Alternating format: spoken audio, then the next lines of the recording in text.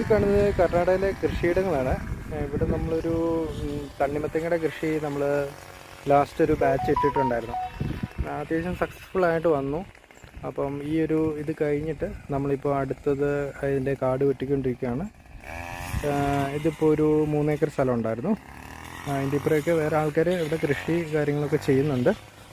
ഇവിടെ എന്താ പ്രത്യേകത എന്ന് വെച്ച് കഴിഞ്ഞാൽ വെള്ളം, കറണ്ട് ഒക്കെ ഇവിടെ ഫ്രീ ആണ്. മിക്ക സ്ഥലങ്ങളിലും കുഴൽക്കിണർ കാര്യങ്ങളൊക്കെ ഉണ്ട്.